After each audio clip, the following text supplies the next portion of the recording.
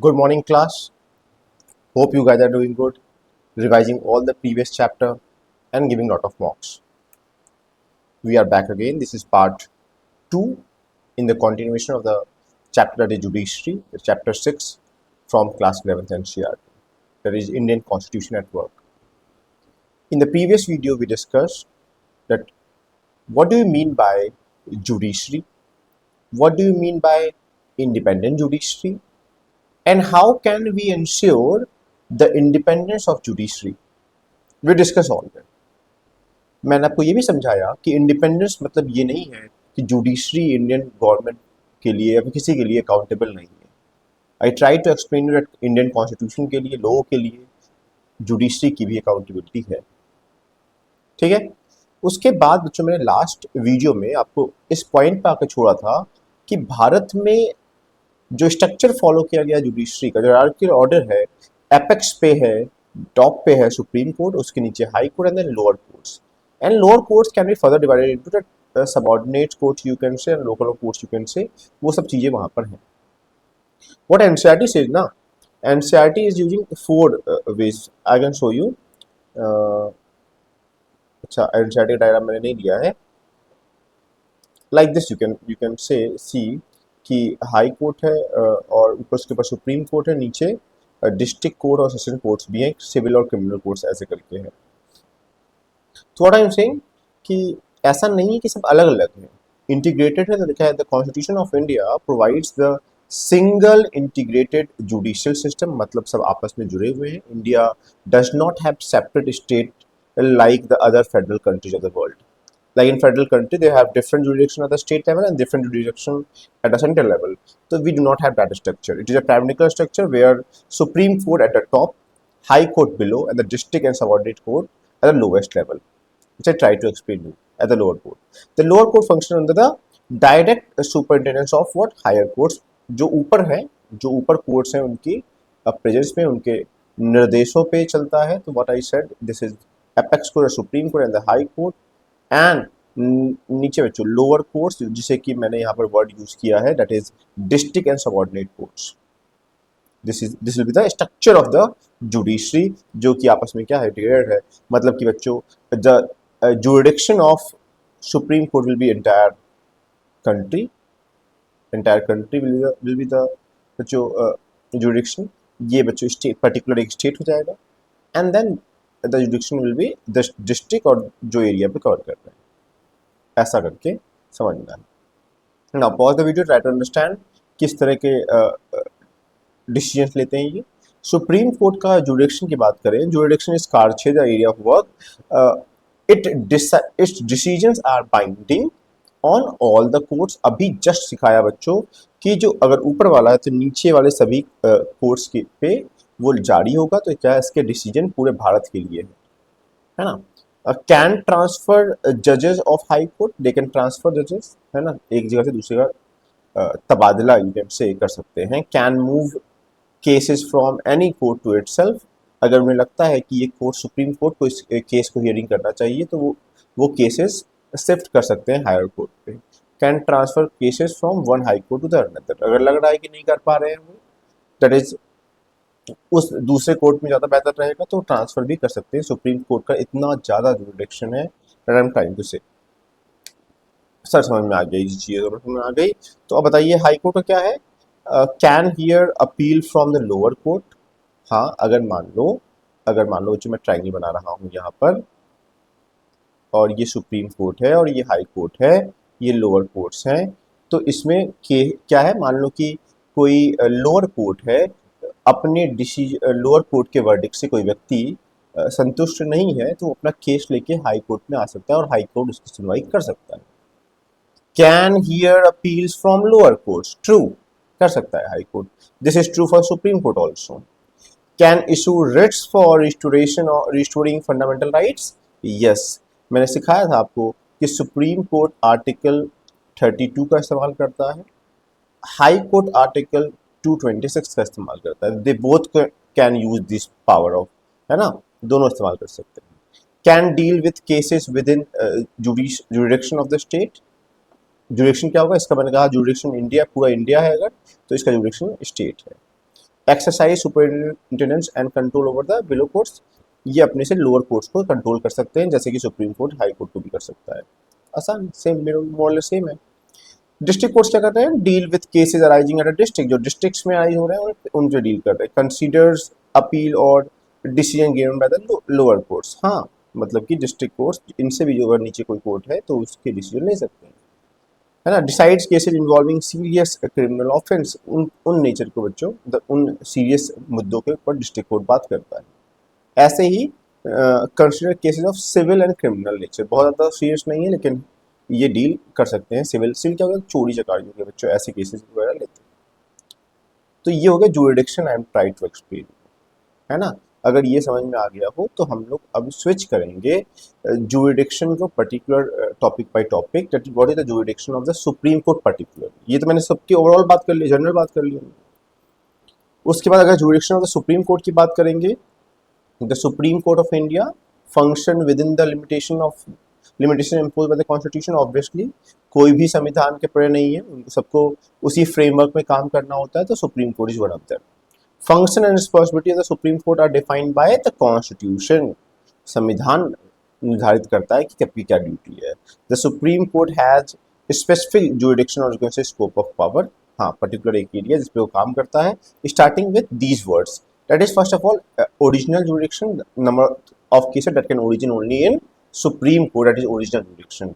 ऐसे केसेस जो केवल सुप्रीम कोर्ट में ओरिजिन होते हैं। एपेलेंट, दैट मींस ये बताया मैंने कि कोई केस ऊपर के हायर कोर्ट्स में ट्रांसफर हो सकता है। नंबर 2, थर्ड इज एडवाइजरी, जिसका मतलब है कि एडवाइस प्रेसिडेंट मांग सकता है सुप्रीम कोर्ट से, देना या फिर उसे उसी एडवाइस को मानना प्रेसिडेंट को, ये सब दोनों बाध्य नहीं है। ये मैं समझाया है। और यहाँ पे जो प्योरली एनसीईआरटी का जो डायग्राम बच्चों, again original jurisdiction, appellant jurisdiction, advisory is there, and then the last one, that is fourth one, that is writs jurisdiction.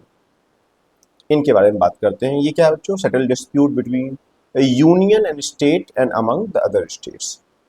ऐसे केसेस जो स्टेट वर्सेस यूनियन होंगे, स्टेट वर्सेस यूनियन होंगे बच्चों, ऐसे cases, या फिर state versus state, state versus state, ऐसे cases कौन लेगा, सुप्रीम कोर्ट लेगी, ठीक है।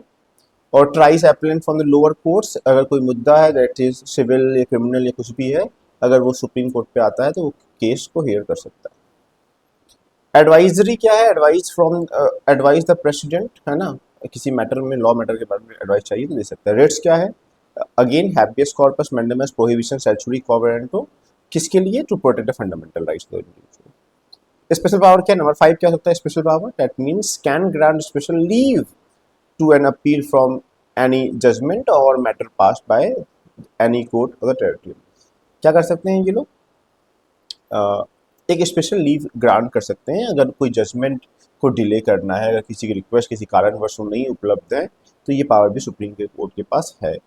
तो अब बारी बारी स्टार्ट करते हैं। What is this original jurisdiction, what NCERT is trying to say convey, means that can be directly considered by the Supreme Court without going to the lower court। तो ऐसे केसेस जो किसी भी लोअर कोर्ट में नहीं जाएंगे, सीधे कहाँ आएंगे, सुप्रीम कोर्ट पे आएगा, ऐसे केसेस होंगे ओरिजिनल जुरिडिक्शन। ये अभी समझाया तो लिखा हुआ है, it is called original jurisdiction because supreme court alone has the power to deal with such cases, neither high court nor lower courts can take that cases they are trying to teach you, है ना। The Supreme Court not just settle a dispute but also interpret the power of the union and the state government as laid down with the constitution। ना केवल disputes को solve करता है, ये समझाता भी ये है कि यूनियन की क्या पावर है, स्टेट गवर्नमेंट की क्या पावर है, क्या कर सकते हो क्या नहीं कर सकते हो। इसलिए मैंने कहा था the interpreter of the constitution is also the supreme court. It establish the supreme court as the umpire of all the dispute regarding federal matter. What can be the federal matter, that means जब भी centre versus state कोई matter होगा तो इस मुद्दे में umpire कौन बनेगा, सुप्रीम कोर्ट, उच्च न्यायालय ही ये काम कर सकता है। Any federal country legal dispute are bound to arise, obviously हो सकता है यूनियन वर्सेस स्टेट हो सकता है और स्टेट आपस में भी लड़ सकते हैं, ये सभी मुद्दे सॉल्व होते हैं ओरिजिनल जुरिडिक्शन के अंदर। फिर रिट्स मैं ऑलरेडी पढ़ा चुका हूँ रिट्स वैसे तो, लेकिन एक छोटी सी क्विक समरी देने का ट्राई करूंगा। रिट्स पहली बात तो होती क्या है, जैसे कोई मान लो कोई आपके फंडामेंटल राइट्स आपसे कर्टेल कर रहा है, छीन रहा है, तो ऐसे मैटर में सुप्रीम कोर्ट या हाई कोर्ट इन रिट्स का यूज करके आपके फंडामेंटल राइट्स को रिस्टोर कर सकते हैं। जैसे कि पहला ही जो लिखा हुआ है कि हैबियस कॉर्पस लिखा है, इसका मतलब होता है you may have the body. That means अगर कोई इलीगल डिटेंशन होगा, इलीगल अरेस्ट होगा, अनलॉफुल अरेस्ट होगा, तो आपको प्रिजनर को छोड़ना पड़ेगा। मैंडेमिस हेयर व्हाट कि supreme court command to public officer और इवन टू गवर्नमेंट कि ये काम इतने तारीख तक हो जाना चाहिए। मैंडेमस में लिखा हुआ है बच्चों वी कमांड और कमांड से सर्चुरी टू बी सर्टिफाइड, मतलब कि if a case is with high court और उन्होंने कोई ऐसा वर्डिक्ट दे दिया जो कि बुक के अकॉर्डिंग नहीं है, लॉ के अकॉर्डिंग नहीं है ना, तो सर्चुरी का यूज करके उस ऑर्डर की कोई भी वैल्यू नहीं रह जाएगी, क्वाश कर देगा, या कह सकते हो कि मतलब उसकी कोई वैल्यू नहीं रह जाएगी। प्रोहिबिशन मतलब बच्चों मैंने लिखा नहीं है यहाँ पर, लेकिन आप लिख सकते हो स्टॉप मतलब होता है। प्रोहिबिशन मतलब कि ऐसा कोई केस, मैंने अभी सिखाया ना कि कुछ केसेस केवल सुप्रीम कोर्ट में आ सकते हैं और मान लो कोई किसी लोअर कोर्ट ने उसे लेने की ट्राई किया, तो प्रोहिबिशन का यूज करके उसे रोक देगा supreme court. Quo warranto that means by what authority, we have to understand this कि quo warranto simply means if you are holding a chair, मान लो मैं बैठा हुआ हूँ और मैं एलिजिबल नहीं हूँ उस चेयर में बैठने, तब भी बैठा हुआ हूँ और किसी को शक हुआ, कंप्लेन फाइल कर दिया, तो सुप्रीम कोर्ट आपको बुलाएगी क्वा वारंटी का यूज करके कि आप अपना आधार लेके आइए, कब एग्जाम दिया, कब क्वालिफाई किया, कैसे वहां बैठे हो, है ना। तो लिखा हुआ है, तो restrict a person holding a public office which is he is not entitled, आप उसके लिए एंटाइटल नहीं तब भी वहां बैठे हुए हो, ऐसे केसेस सुप्रीम कोर्ट ले लेगा। होप आपको समझ में आ रहा, जहां समझ में नहीं आ रहा होगा यू कैन कमेंट कि हाँ ये पोर्शन समझ में नहीं आया, मैं आपको एक्सप्लेन करूंगा, रिप्लाई कर दूंगा आपको। चलिए सर समझ में आ गया। अगेन वही सेम चीज जो रिट्स के बारे में लिखा था मैंने, पहला रिट है that is habeas corpus, second certiorari, third mandamus, fourth prohibition, है ना।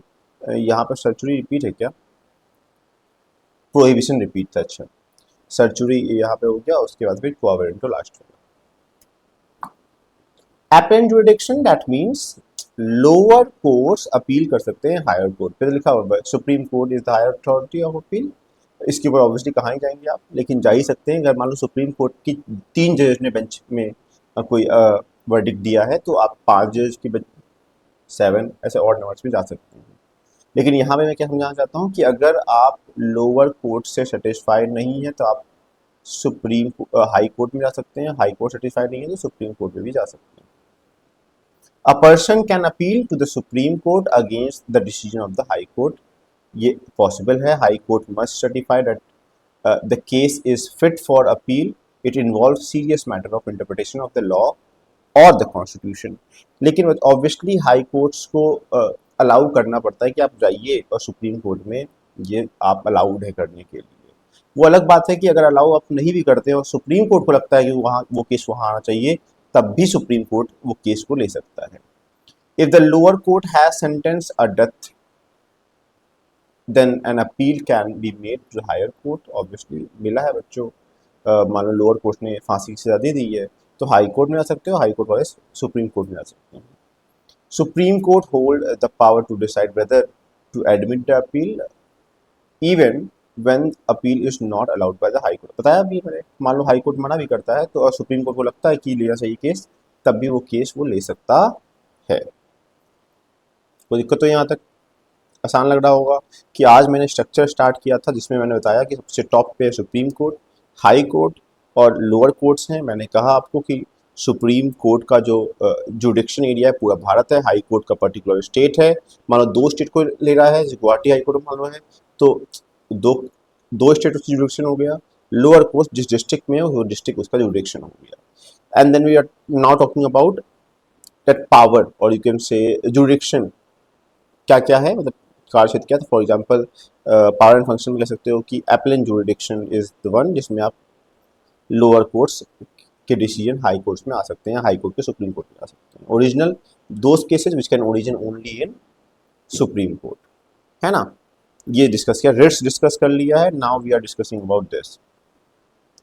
If the court thinks that the law of the constitution has different meaning from what the lower court has understood, the Supreme Court will change the ruling. जो भी ruling ने दिया होगा उसे परिवर्तित भी कर सकते हैं.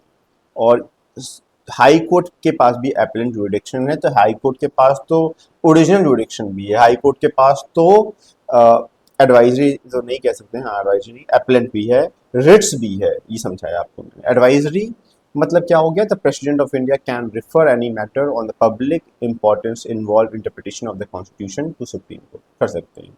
लेकिन एडवाइस करने के लिए सुप्रीम कोर्ट बाउंड नहीं है और उस एडवाइस को मानने के लिए प्रेसिडेंट बाउंड नहीं है कि नहीं है. Prevent unnecessary litigation. क्यों मांगते हो एडवाइस? कि पता चले कि कोई मैटर में बिल पास कर रहा है, फिर पास हो जाए 3 महीने के बाद से और फिर पीआईएल फाइल हो जाए. इन सभी को टाइम सेव करने के लिए ऐसा कई बार सरकार के कहने पे, ऑब्वियसली प्रेसिडेंट अपने कहने पे, सरकार के कहने पे प्रेसिडेंट ऐसा पूछ लिया करते हैं.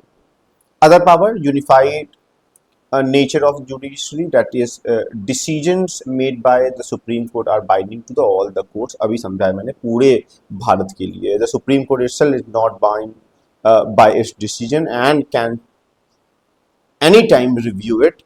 मान लो कोई वर्डिक्ट सुप्रीम कोर्ट ने ही दिया है तो सुप्रीम कोर्ट वापस उसे रिव्यू करके बदल भी सकता है. एग्जाम्पल देता हूँ, बेरूबारी केस में प्रियम्बल को कहा गया is not the part of the Indian constitution, और इसी सेम प्रियम्बल को कहा गया is the part of the Indian constitution but not justiciable in the Kesavananda Bharati case. तो हाँ, जो भी वर्डिक्ट है that can be reviewed by the supreme court, स्वयं ऐसा कर सकते हैं. समझ में आया? होप समझ में आया हो. सर ये जुडिशियल एक्टिज्म क्या है? Now the third point. पहला मैंने आपको बताया एक नॉर्मल रूप में jurisdiction area of Supreme Court, High Court and lower courts, and then try to explain you the power and function. I can say उसमें बच्चों ओरिजिनल जुरिडिक्शन, उसमें बच्चों एपेलेंट जुरिडिक्शन, उसमें एडवाइजरी जुरिडिक्शन, उसमें रिट्स, ये चारों मैंने ट्राई किया एक्सप्लेन करने का.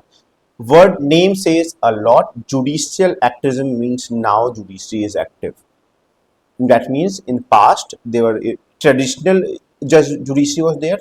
ट्रेडिशनल मतलब कोई कंप्लेन फाइल करेगा तब कोर्ट सुनवाई करेगा, ये तरीका था.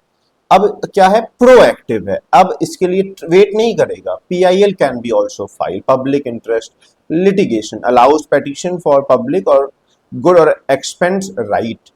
पहले क्या था कि जब कोई केस आएगा तभी, अभी कोई और भी अगर पीआईएल फाइल करता है सुप्रीम कोर्ट उसकी भी सुनवाई करता है. नॉट ओनली पीआईएल, अगर सुप्रीम कोर्ट ने कोई न्यूज़पेपर क्लिप देखा है, कोई न्यूज़पेपर का क्लिप देखा है, उन्हें लगा है कि ये तो गलत हो रहा है, तो सुप्रीम कोर्ट इसे भी ले सकता है, जिसे हम लोग स्वमोटो इस पावर को कहते हैं, है ना. इन सबको समझना जरा सा.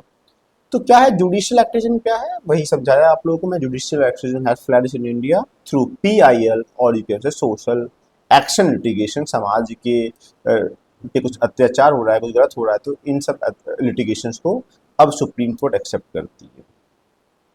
तो पहले क्या था, नॉर्मल यू कैन से an individual can approach the court if he और सी हैज बीन पर्सनली एग्रीव्ड. उससे सब खुद स्वयं पर्सनली दिक्कत है तो उस केस को कर सकते थे. लेकिन चेंज आया 1952 के बाद कि अगर कोई व्यक्ति परेशान है, उसके बियॉन्ड भी अगर कोई कंप्लेंट फाइल करता है तो that will be also involve. इसी को मैं कह रहा हूँ जुडिशियल एक्टिज्म.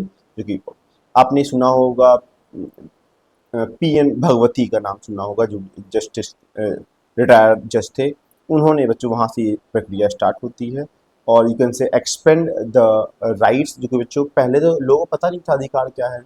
और जब कोई लॉ जानने वाला व्यक्ति कंप्लेन करेगा ना तो बेहतर करेगा. तो अब नए नए सब्जेक्ट मैटर आ गए हैं. साफ हवा होनी चाहिए, अधिकार है उसका, डिसेंट लाइफ होना चाहिए.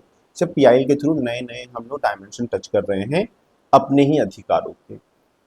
जुडिशियल एक्टिज्म ने इम्पैक्ट क्या डाला है? Impact of judicial activism on the political क्या है? Obviously democratise the system, democratic ज़्यादा बना दिया है. अब लोगों के पास ताकत पहुंचेगी तो ऑब्वियसली लोगों पे जब भी ताकत पहुंचे इसका मतलब डेमोक्रेसी फ्लरिश करेगी. तो ये पीआईएल्स वगैरह हैं, ये सब कहीं ना कहीं लोगों को और ताकत दे रही हैं और अधिकार दे रही हैं, तो ये इम्पैक्ट है इसका। It has force executive accountable, क्योंकि उन्हें डर होता है कि कई भैया काम नहीं करेंगे, किसी ने PIL फाइल कर दिया तो दे बिकम मोर अकाउंटेबल, है ना।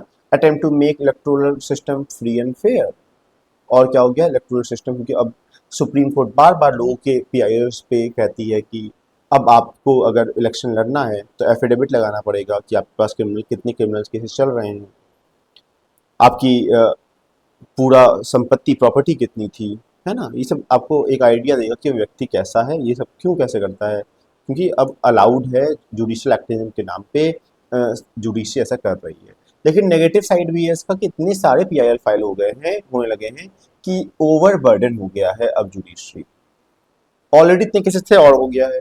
दूसरी बात, आपने बैलेंस ऑफ पावर सिखाया था इस जुडिशियल एक्टिविज्म में, तो कई बार तो लगता है कि लेजिस्लेचर एग्जीक्यूटिव की तरह भी काम करने लगा है, तो ये चीज़ थोड़ी दिक्कत है, डेमोक्रेटिक प्रिंसिपल्स के लिए थोड़ा सा तनाव भरा दिखाई देता है। That I am trying to teach you. Now judiciary and right, इसके बीच में क्या क्या है जरा रिलेशन बच्चों। जुडिशरी हमारा न्यायपालिका हमारे अधिकारों के लिए कैसे खरा स्टैंड लेता है, दो तरीकों से लेता है बच्चों, दो तरीकों से लेता है। अगर कोई हमारे अधिकारों को छीने, तो सबसे पहला बात तो बच्चों अभी सिखाया था, सुप्रीम कोर्ट आर्टिकल 32 और हाई कोर्ट आर्टिकल 226 का यूज करके रिट्स को इम्पोज कर सकता ही नहीं कर सकता, यस सर कर सकता है। मतलब क्या हुआ, अगर कोई आपके फंडामेंटल राइट्स कर्टेल कर रहा है, छीन रहा है आपसे, तो क्या करेगा, ये रिट आपको आपके अधिकार वापस दिलाएगा। तो क्या हुआ ना relation between judicial and right, पहला तो बच्चों यही हो गया। दूसरा जुडिशियल रिव्यू, ये क्या है सर, मान लो कोई बिल बनता है, मान लो कोई बिल बनता है और वो जाता है राज्यसभा में या लोकसभा में, मान लो यहाँ से पास हो गया बच्चों, यहाँ से पास हो गया तो गया जाएगा दूसरे सदन में, जाएगा लोकसभा में, लोकसभा से पास हो गया प्रेसिडेंट के पास गया, साइन कर दिया, साइन करने के बाद ये बन गया, ये बन गया, ये बिल बन गया, एक्ट बन गया, या बच्चों लॉ बन गया। लेकिन ये जो लॉ बना है वो इनकंसिस्टेंट है विथ एग्जिस्टिंग राइट्स, जो अभी अधिकार है हमारे उनके साथ क्लैश करता है, उनके साथ क्लैश करता है। तो ऐसे को जुडिशरी मतलब आर्टिकल 13 का यूज करके नल एंड वाइड डिक्लेयर कर सकती है, नल एंड वाइड डिक्लेयर कर सकती है। फिर मिला आपको अधिकार वापस मिला आपको। तो ये है थोड़ा सा relation between this two judiciary and rights. Judiciary is also Supreme Court is also known as the protector of the fundamental right, the interpreter of the Constitution। तो उसी चीज को बच्चों एक्सप्लेन किया गया है। जुडिशियल रिव्यू क्या हो गया, it means the power of the supreme Court और the high court to examine the constitutionality of any law, constitutional है कि नहीं है। If the court arrives at the conclusion that law is inconsistent with the provision of the constitution, such law is declared as unconstitutional, उन्हें unconstitutional declare कर देगा। और जब से वो डिक्लेयर करेगा unconstitutional, तब से उस लॉ की कोई वैल्यू नहीं रह जाएगी, है ना। Judicial review is now nowhere mentioned in the constitution, yes, कहीं लिखा हुआ नहीं है। Article 13 is popularly known as judicial review, ये समझाना चाहता हूँ, समझ रहा है। Law that goes against the fundamental right implicitly give the supreme court the power of judicial review. अगर आपके अधिकारों का आपके फंडामेंटल राइट के साथ में नहीं चलेगा फ्लो के साथ, तो उसे इनकंसिस्टेंट डिक्लेयर कर देगा। फेडरल स्ट्रक्चर आप डिस्ट्रॉय करने का ट्राई करेंगे, federal relation that means division of power between central and state disturb करना चाहेंगे, सुप्रीम कोर्ट उसे भी नल एंड वॉइड डिक्लेयर कर सकता है। समझ आ रहा है। तो ये है कि रिट्स और जुडिशियल रिव्यू जो है वो बहुत ताकतवर बनाते हैं जुडिशरी को, ये समझाना चाह रहा हूँ। अब ये नेक्स्ट पॉइंट क्या है, जुडिशरी एंड द पार्लियामेंट। इसमें क्या समझाया गया है, मैं समझाता हूँ आपको कि ये इस तरह की कहानी है। मान लो कि बच्चों इधर जुडिशरी है और एक रस्सी है बच्चों, एक रोप है मान लो, और ये है सुप्रीम कोर्ट। तो एक छोर इसका जुडिशरी ने पकड़ रखा है, एक छोर पकड़ रखा है सुप्रीम कोर्ट ने पकड़ रखा है। सुप्रीम कोर्ट अपनी तरफ खींचती है और कहती है supreme court is judiciary is supreme. ऐसे ही अरे दोनों तरफ तो सुप्रीम कोर्ट जुडिशरी लिख दी, ये लेजिस्लेचर है, ये पार्लियामेंट लिख देता हूँ। पार्लियामेंट कहती है वी कैन अमेंड एनीथिंग तो वी आर सुप्रीम। तो इस तरह का बच्चों एक इवेंट है जिसमें एक डिस्प्यूट कह सकते हैं या फिर कंट्रोवर्सी कह सकते हैं या टग ऑफ वॉर कह सकते हैं, इस तरह की सिचुएशन बनी थी। That Indian constitution is based on delicate principle of limited power separation and check and balance, where parliament is supreme in making law and amending the constitution। हाँ obviously उसका दायरा है कानून बनाना, उसे संशोधित करना, इम्प्लीमेंट करने में ये सुप्रीम है, और जुडिशरी चीज़ों को सॉल्व करने में। The court has been actively to prevent, or you can say, subversion of the constitution, political practice brought power a president, the governor under the purview of the court। पहले क्या था, ये लोग नहीं थे, लेकिन तब भी जुडिशरी ने इनको भी ले आया है कि नहीं, किसी कोई भी जुडिशरी के न्याय से अनटच नहीं रहेगा, they will be also involve. Supreme court actively involve itself in administration of justice by giving direction to executive agency like CBI and all, है ना। बहुत बार उन्होंने, जबकि ये काम सरकारों का होता है, सुप्रीम कोर्ट निर्देश देती है कि आपको ये केस लेना है, जैसे हवाला केस हो गया, नरसिम्हा राव केस हो गया, इवन प्राइम मिनिस्टर का जो बच्चों केस था, अगर if you can Shah commission and all, वो सब कौन कर रहा था, सुप्रीम कोर्ट कर रहे हैं। तो सुप्रीम कोर्ट कहीं ना कहीं उनकी अपनी पावर बहुत ज़्यादा बढ़ा रहे हैं, ये दिखाई दे रहा है। Parliament will have problem, for example right to property was a fundamental right, that is article 31 पहले था ये।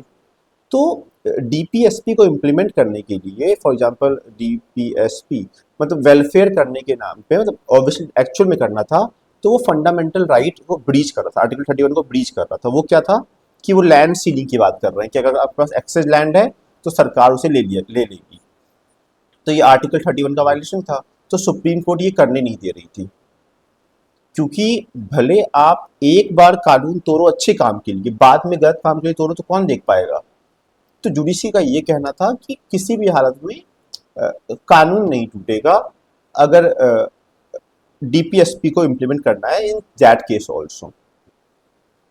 तो what they are saying immediately after the implementation of the constitution, the parliament wanted to put some restriction to the right to hold property, and the court held that the parliament cannot restrict the fundamental right. The parliament tried to amend the constitution, the court said fundamental rights cannot be abridged। कह दिया उन्होंने, अगर try भी करेंगे तो ये allowed नहीं है। लेकिन वी ऑल नो कि किया गया, बाद में आर्टिकल 31 को हटा भी दिया गया था। तो सुप्रीम कोर्ट ने कहा कोई बात नहीं, ये फंडामेंटल राइट बेसिक स्ट्रक्चर में फॉलो नहीं करता है, इसलिए आप कर सकते हैं। तो they are saying issues at the centre of the controversy fundamental right को लेके हुआ, है ना, उन्हें उसे सॉरी राइट टू प्रॉपर्टी को लेके हुआ, फंडामेंटल राइट्स को ब्रीच करने को लेके हुआ, कितनी पावर है पार्लियामेंट के पास संशोधन करने की, इसको लेके हुआ, है ना, DPSP को इन्फोर्स करने के लिए क्या फंडामेंटल राइट कर्टेज कर सकते हैं। तो ये सभी मैटर बने कंट्रोवर्सी के, लड़ाई के, डिस्प्यूट के बिटवीन पार्लियामेंट एंड जुडिशरी, ये टॉपिक्स बने। During 1967 and 1973, apart from land reform, land enforcing preventive detention law governing reservation and regulation acquiring private property for public and prosperous etc, some instances of conflict between judiciary and, तब भी चल रहा था बच्चों इन सभी cases को लेके, jobs के रिजर्वेशन को लेके, है ना, पब्लिक पर्पसेस को लेके बहुत सारे डिस्प्यूट पार्लियामेंट और जुडिशरी में चलता रहा है ना।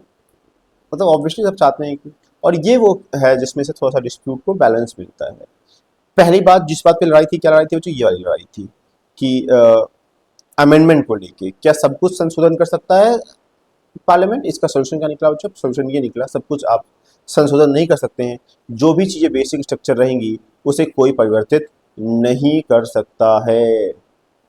क्या है बेसिक स्ट्रक्चर, सुप्रीम कोर्ट ने कहा जैसे जैसे समय आएगा, केसेस आएंगे, हम लोग बताते रहेंगे कि क्या है बेसिक स्ट्रक्चर, है ना। For example article 21 basic structure में फॉलो करता है, relation between centre and state basic structure में फॉलो करता है, प्रेसिडेंट की पावर बेसिक स्ट्रक्चर में फॉलो करती है।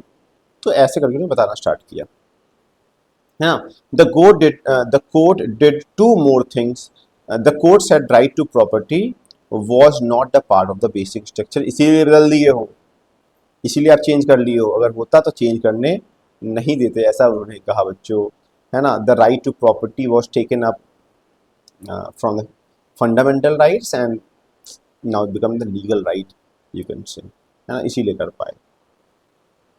और डिस्प्यूट्स बने रहते हैं, अभी भी बच्चों बहुत सारे डिस्प्यूट्स बने हुए हैं दोनों के बीच में, और चलता रहता है, लेकिन obviously verdicts, better understanding of the constitution, better understanding of the verdicts, ये होता है। तो लिखा है the constitution provide conduct of जजेस can not be discuss in the parliament, ये हम लोगों ने पहले ही डिस्कस कर लिया था कि जो भी डिस्कशन होता है इवन पार्लियामेंट में भी है, जब पार्लियामेंट सेशन में रहता है, जो भी उन्होंने डिस्कस किया हो उनको प्रिविलेज है कि इस पर केस फाइल नहीं हो सकता है। वैसे ही जो जजमेंट है उस पर आप आ, आ, क्या कर सकते हैं, मीटिंग नहीं ले सकते पार्लियामेंट के अंदर, ऐसे करके कंटेम्प्ट ऑफ कोर्ट माना जाएगा, है ना।